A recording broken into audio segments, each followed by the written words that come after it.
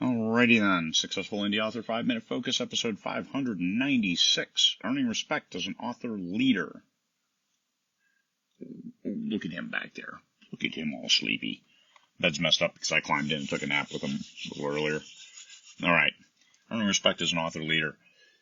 Once you're an author, you become a public figure because you publish, you're out there, and people start looking up to you. It gives you credibility just by being a public figure, just by being successful.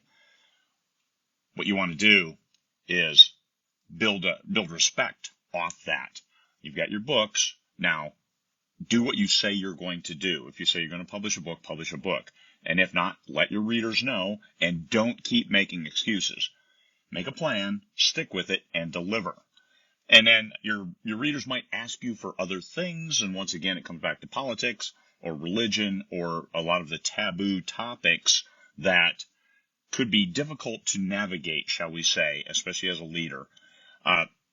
You need to be straightforward with your readership, and sometimes it's like, hey, I don't comment on that stuff. I want to talk about dragons in space. I want to talk about this stuff because I love this stuff, and I think you should too. How about some purple rocks that will help manipulate these dragons' feelings? Shape the conversation. This is, as a leader, you can do that. It's not that you have to answer all their questions. No. Transparent. You don't have to give personal details, but transparent in that, here's what I'm doing for you. Thank you. Here's what you can do for me. Read my books. Ask your library to stock my books and stuff like that, so we can continue this conversation over the characters and the stories. There's an added level of trust that you build with transparency, especially when you do what you say you're going to do. It's your position. You can use that power for good or evil. Don't use it for evil. Don't condescend. It's easy to say, well, hey, I'm a better author than. Nope. That doesn't benefit you at all. Or diminish your readers. Hey, you gave me a 1-star. You didn't read my book. You didn't understand it. Probably not. But then you don't need to say anything to them. Those kinds of things say more. Oh, hey, we're back. All right. Those kinds of things say more about the person leaving the review than they are the reviewed. So stay above the fray.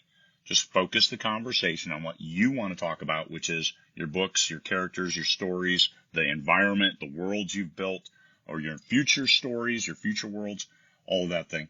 And one thing you must never do is don't weaponize your readers. I've seen some, and this usually happens with the big authors for some ungodly reason. They want to launch their readership at somebody they feel plagiarized their work or did something, and it is a horrendous look. And years later, after some of the worst episodes of that, those authors are nowhere to be found, even big authors, because that is a self-destructive behavior. You're taking there, you're beating the drum, and you've got torches and pitchforks, and you're going after people, and that doesn't work.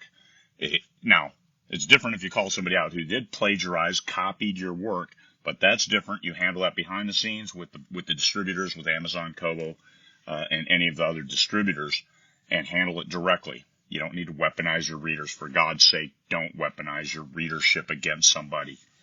So, once again, as an author, you become a public figure, and now you are a leader to a bunch of people who are sitting just like you, sitting behind their computer, and they see what you're saying. Hey, look at that.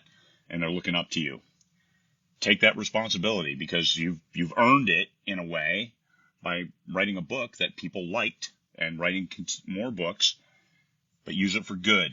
Don't use it to show, hey, look what I can make my readers do. This isn't Conan the Barbarian where you make somebody jump off a ledge just because you can.